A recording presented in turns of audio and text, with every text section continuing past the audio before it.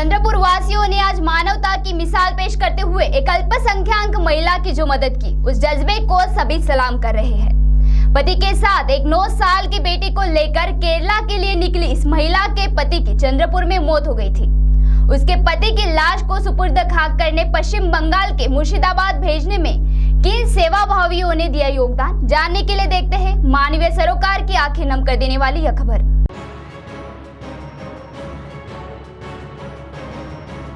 मानवीय संवेदनाओं की कोई जाति, धर्म या पंथ नहीं होता।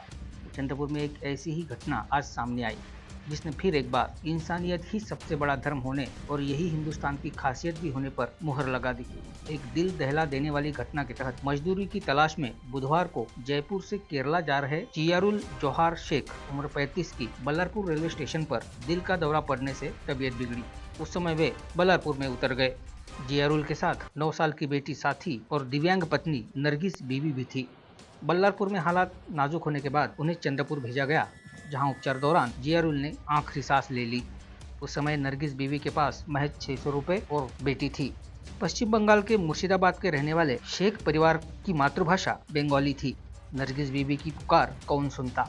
फिर बंगाली कैंप के समाजसेवी विश्वजीत शाह को बुलाया गया। शाह ने बंगाली भाषा में संवाद करते हुए नरगिस बीबी का दर्द जाना तो उनकी आंखें भी नम हो गई।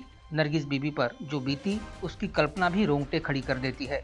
इस हालात में वह अपने पति को सुपुर्द खाक करने अपने गांव मुर्शिदाबाद ले जाना चाहती थी, पर कैसे, इस संबंध में बता रहे हैं विश्वजीत शाह। के बाद में मदद की और क्या उसके बाद में आपने कम्युनिकेशन किया उसके साथ? एक्चुअली कैसा, वो कल मेरे को जो यहाँ से खबर लगा कि ऐसे ऐसे बंगाली भाषी के पीड़ित यहाँ पे है करके, तो मैं आने के बाद में दिक्कत उनको ये जा रही थी कि उनकी भाषा कोई समझ नहीं रहे थे।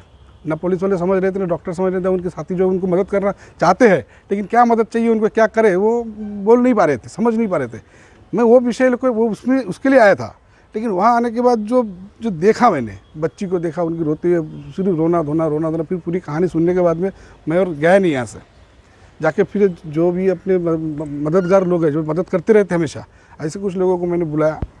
वहाँ पे ऑलरेडी हमारे जितेश भाई मौजूद थे, तो जितना अपने से बन पड़ा उतना हमने किया।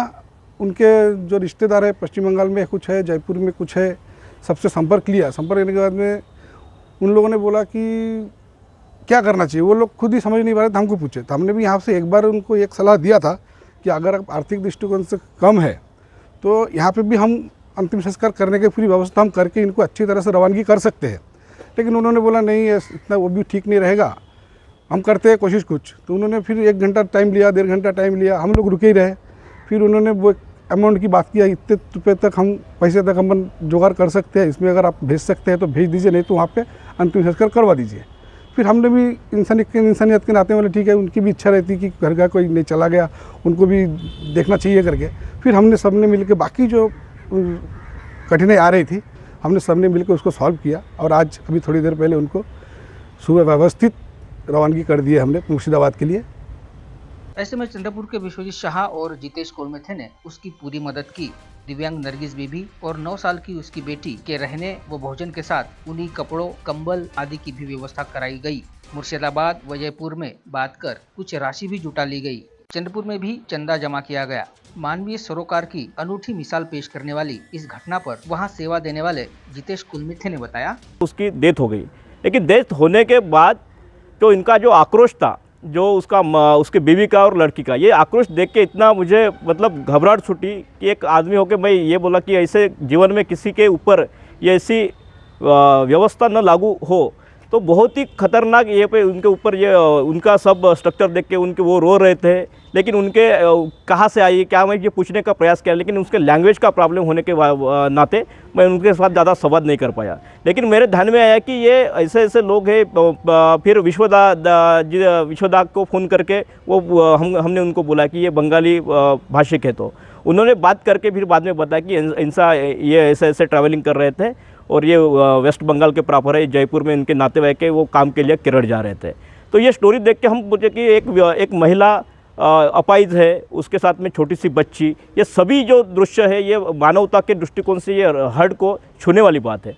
तो हम ये चाहे कि उनको अभी डेड बॉडी प्रॉपर जैसे वेस्ट बंगाल जाना है, तो वेस्ट बंगाल अगर जाते तो बहुत सारा आर्थिक नियोजन भी उनका नातेवाईक तो बहुत गरीब है, तो उनके ऊपर ये भी भार पड़ने वाला था। इनके ऊपर ओनली इनके पास 600 रुपये थे, मुझे दिखा है। वो लड़की मुझे बार बार बोल रही थी चाचा कुछ भी करो लेकिन हमको पहुँचा दो, ये हमारे 600 रुपये ले लो। अरे इतना बहुत बुरा लगा, मन से बुरा लगा। ये मुसीबत किसी के ऊपर न आए, मैं ऐसा प्रार्थना करता हूँ। इस तरह से गुरुवार को दोपहर एक विशेष एम्बुलेंस के साथ नरगिस बीवी को मुर्शिदाबाद के लिए रवाना किया गया। उस समय जहां मासूम बेटी साथी के आंसुओं का बांध फूट रहा था, वहीं नरगिस बीवी की नम आंखों ने चंद्रपुर के आम सेवाभावियों की यादों को अपने साथ ले लिया। जाति धर्म के मसले चाहे कुछ भी हो, परंतु जहां मानवीय संवेदनाओं का सवाल आता है वहां सभी लोग इकट्ठा होते हैं, मानव धर्म को निभाते हैं। ठीक ऐसा ही उदाहरण जिसने मानवता की मिसाल पेश की है, ऐसा ही उदाहरण चंद्रपुर के कुछ समाज सेवियों ने पेश किया है। CTV के लिए मुकेश वाल्के, चंद्रपुर।